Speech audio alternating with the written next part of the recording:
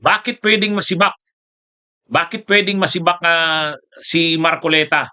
Hmm? Ano po yan mga kabunyog? Unang-una, ah, itong pangyayaring ito ay kagagawan niya ni Marcoleta at saka ni Mike Defensor. Hmm? Ah, yung kanilang ginawa na yan, yung ginawa ni ano na yan, ni Marcoleta, ano yan, unethical yan sa isang senador, mga kabunyog. Unethical yung ginawa na yan ni Marcoleta. Kasi ayon dun sa sinabi, yung binunyag ni Orly Gutesa, ah, tinuruan siya nila kumbaga sinabihan siya nila Mike Defensor, ang mastermind ng kanyang pagsisinungaling ay itong si Marcoleta at si Mike Defensor. Hmm? Yan yung ibinunyag ni Gutesa. Ibig sabihin, nung mga panahon na yan, kung maaalala natin, si Marcoleta ang chairman ng Blue Ribbon Committee sa Senado. Kasi nung panahon na yan, ang president ng Senado, ang Senate President ay si Chis Escudero. Yung mga pro-Duterte na senador, sila pa ang namumuno sa Senado noon. Sila ang nasa leadership. Blue Ribbon Committee Chairman, itong si Marcoleta, Senate President si Chis Escudero. Ngayon, anong ginawa ni Marcoleta? Ang ginawa ni Marcoleta, sinurpresa yung Blue Ribbon Committee. Hindi alam ng mga members ng Blue Ribbon Committee na may ipipresent na testigo si Marcoleta. Ito ngang si Gutesa. Sinurpresa niya yan. Bigla na lang yan sumipot doon sa pagdinig ng Senado, ng Blue Ribbon. Wala namang nagawa yung mga members tulad ni Senador Ping Lacson ay kasi ang chairman si Marcoleta eh. At saka ready na yung affidavit ni Gutesa.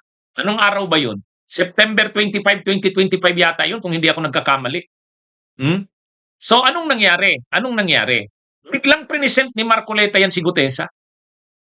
Sa katunayan, nung nagsasalita na si Gutesa, may mga sinasabi ito na wala doon sa affidavit. Sabi ni sabi ni Marcoleta, wag ka kasing mag-adlib. Sundin mo lang kung anong nakalagay diyan sa kung ano lang nakalagay diyan sa sinumpaang salaysay mo.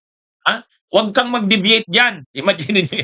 Yun yung sinasabi ni Gutesa, napagalitan pa siya ni Marcoleta. Kasi ang nag-prepare talaga ng kanyang sinumpaang salaysay ay si Marcoleta at si Mike Defensor.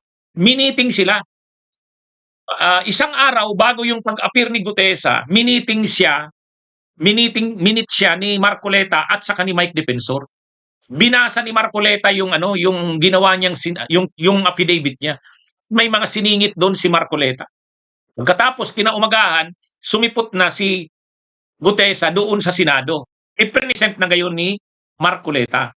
Kaya si Marcoleta, kumbaga, at saka si Defensor, sila ang promotor ng pagtistigo ni Gutesa. Pero sila rin ang nagturo dito kung anong mga sasabihin. Mga kabunyog, mga kababayan. So bakit pwedeng matanggal niyan sa Senado si Marcoleta? Ethical yan. Ethical yan sa isang senador. Kung linuko dyan ni Marcoleta ay yung Senado at yung Blue Ribbon Committee, linuko niya. Chairman siya ng Blue Ribbon Committee, nag-imbento ka ng testigo. Nag-imbento siya ng testigo, mga kabunyog.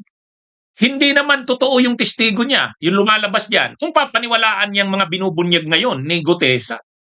Kumbaga, tinuruan siya ni Marcoleta eh. May chairman ka ng Blue Ribbon, tapos ikaw yung magtuturo sa isang testigo kung anong sasabihin. Yun ang ngayon.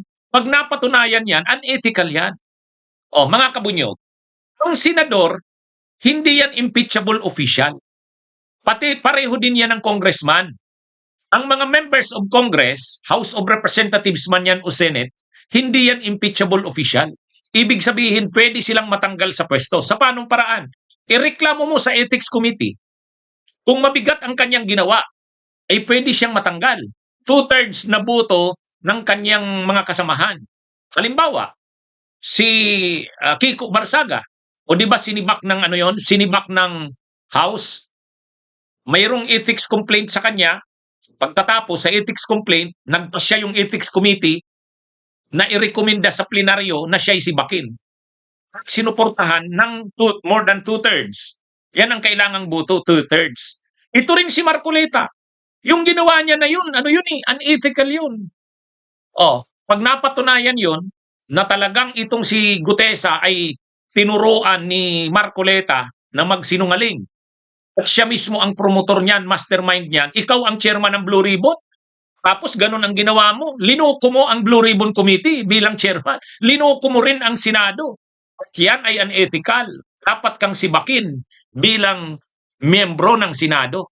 Kaya sa totoo lang mga kabunyo, yung ganong ginawa ni Marcoleta, kung matino ang ating Senado, dapat disiplinahin na nila, tanggalin na nila yan si Marcoleta. Kaya lang ang problema kasi dyan, paano mo makukuha ang two-thirds na boto? Kasi pag nag-expel ka ng miyembro ng Senado, pag nag-expel ka, two-thirds ang kailangan na boto. Eh mukhang mahirap-hirap kasi kung pareho din yan sa impeachment, ang two-thirds, 16. Eh siyempre, ang mga kasamahan ni Marcoleta, hindi naman yan papayag na sibakin siya.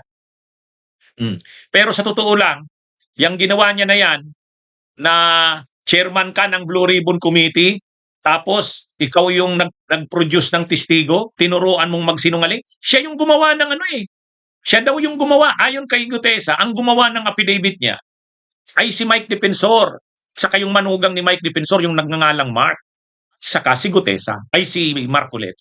Ngayon, yung bang ginawa na yan ni Marcoleta ay ano, pwede siyang ma-expel? Yes, unethical yun. Hindi gawain yun ng isang matino at responsableng senador. Nag-produce ka ng testigo. Di ba?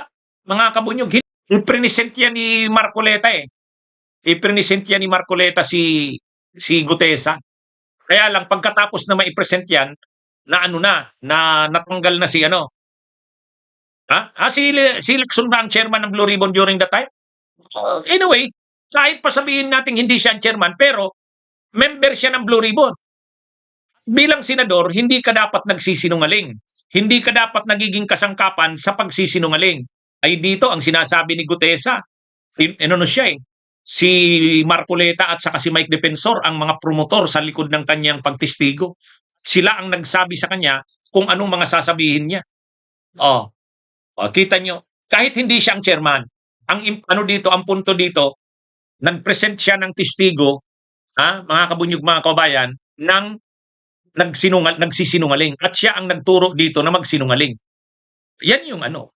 So kung ganyan ang ginawa ni Marcoleta, hindi naman kailangan siyang i-impeach kasi hindi naman impeachable official yan. Madali lang yan matanggal bilang senador. Irereklamo lang yan. Irereklamo lang yan sa Ethics Committee. Kaya lang ang tanong, pag nandyan ba sa Ethics Committee, irerekomenda ba ng Ethics Committee na matanggal yan sa pagkasenador? No? At pagkatapos, pag nirekomenda yan, magbubutuhan ang plenaryo. Ibig sabihin yung lahat ng senador. Kailangan makuha two-thirds. Doon medyo mahirap-hirap. Doon ang medyo mahirap-hirap, mga kabunyog, mga kababayan. Kasi ang two-thirds ay 16. Pero ang sinasabi ko lang, kung matino itong Senado natin, hindi nila papalampasin yung ginawa na yan ni Marcoleta. At ano yan? Ang parusa dapat sa ganyang ginawa ay pag-expel mismo sa Senado.